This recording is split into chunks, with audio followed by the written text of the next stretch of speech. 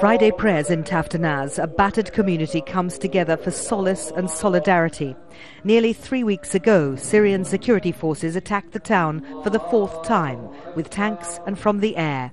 Yet the people still come out to show their defiance.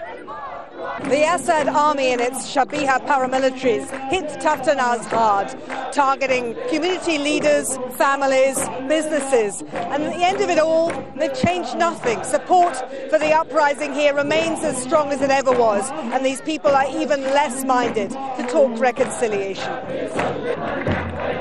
Taftanaz has had the audacity to protest many times before, calling for the execution of President Bashar al-Assad right in the faces of the army and Shabiha and their tanks. On April the 3rd, the army responded with those tanks, with explosives and with fire. This old man and his son lost their family homes, torched by the army. "I have nothing left after 50 years of work," he told us. "We think it was the informants who work for the regime who led them to us." It's no coincidence that his son, Badr, was one of the leading protest organizers in Taftanaz. If you think burning our houses will stop this revolution, let me tell you, you're mistaken, Bashar. This revolution will be victorious, whether you like it or not. Burning our houses only made us bolder.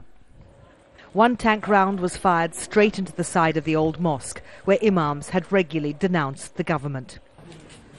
Locals told us 65 were killed on the 3rd and 4th of April, 15 fighters, 50 civilians. And on April the 5th, the town buried its dead again. You could say the defiance of Taftanaz is provocative, even foolhardy. The town is less than 2 kilometers from a major military helicopter base.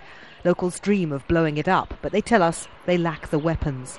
But they also say they've killed dozens of Syrian army soldiers in skirmishes over the last 6 months. Then there's a tension with the nearby Shia town of Foua, a religious variation unusual in this mainly Sunni province. In the past 2 months, there's been tit-for-tat kidnappings between the two communities and much bad blood. The town of Foua supports the regime. It's a tool for the regime planted in the middle of Syria.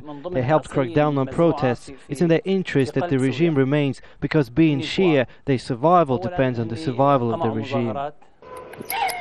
Fight back or be killed. It's a message even the children are taking on here, as the uprising in Syria continues with no resolution in sight.